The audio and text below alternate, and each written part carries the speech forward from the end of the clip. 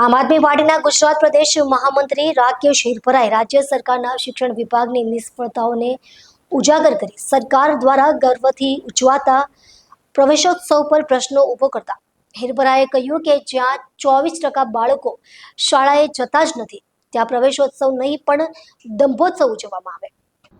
આમ આદમી પાર્ટીના પ્રદેશ મહામંત્રી શ્રી રાકેશ હિરપરાએ ગુજરાત સરકારના પ્રવેશોત્સવને દંભોત્સવ ગણાવતા રાજ્યની શૈક્ષણિક નીતિ પર ગંભીર પ્રશ્નો ઉઠાવ્યા। બાળકો શાળાથી દૂર રાજ્યના 1,39,00,000 બાળકોમાંથી આશરે 33 લાખ 24% બાળકો હજુ શાળાએ જતા નથી। સરકારી શાળાઓમાં ઘટતા પ્રવેશ 2023-24માં સરકારી શાળાઓમાં 1,30,000 પ્રવેશ ઘટ્યા જ્યારે ખાનગી શાળાઓમાં 1,27,000 પ્રવેશ વધ્યા। શાળાઓની સંખ્યા ઘટી 2015-16 પછી 542 સરકારી શાળાઓ બંધ થઈ જ્યારે 1,745 ખાનગી શાળાઓ વધી।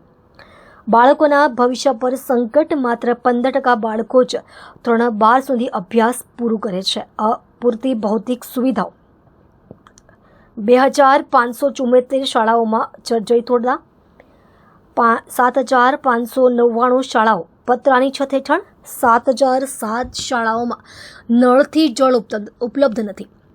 6,332 શાળાઓમાં રમત મેદાન નથી। શિક્ષકના અભાવની સમસ્યા 19,650 શિક્ષકની જગ્યાઓ ખાલી 2,462 શાળાઓમાં માત્ર એક શિક્ષક। છેલ્લા 15 વર્ષથી શારીરિક શિક્ષણ સંગીત કલા અને લાઇબ્રેરીની ભરતી નહીં।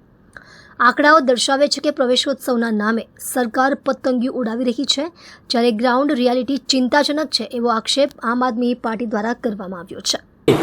નમસ્કાર, હું રાકેશ હિરપરા, પ્રદેશ મહામંત્રી આમ આદમી પાર્ટી ગુજરાત સરકાર જે દર વર્ષની જેમ આજે પણ આ વખતે પણ 3 દિવસનો પ્રવેશોત્સવ મનાવી રહી છે ત્યારે અમે વાસ્તવિક ચિત્ર ગુજરાતની પ્રજા સમક્ષ મૂકી રહ્યા છીએ। પ્રવેશોત્સવ મનાવી રહી છે પણ છતાંય 1,39,00,000 બાળકોમાંથી આજે પણ 24 લાખ બાળકો શાળા સુધી 33% બાળકો શાળા સુધી પહોંચી નથી રહ્યા। 15% બાળકો એવા છે કે જે પહેલા ધોરણમાં તો પ્રવેશ મેળવે છે પણ 12મા ધોરણ સુધી પહોંચી શકતા નથી। દર વર્ષે લગભગ 1 લાખ સવા લાખ જેટલા બાળકો છે પોતાનો પ્રવેશ છે એ સરકારી શાળામાં પ્રવેશના આંકડાઓ ઘટતા જાય છે। શાળામાં 19,000થી વધુ શિક્ષકોની અછત છે, 20,000થી વધુ વર્ગખંડોની અછત છે, 7,000થી વધુ શાળાઓ પાસે પીવાના પાણીની સુવિધાઓ નથી, 5,000થી વધુ શાળાઓ પાસે પોતાના રમતગમતના મેદાનો નથી। તો આ તમામ વાસ્તવિકતા છે જેને સરકારે સ્વીકારવી જોઈએ। પ્રવેશોત્સવની સાથે સાથે સરકાર આના ઉપર પણ કામ કરે એવી અમારી સરકારની વિનંતી અને ચેતવણી છે।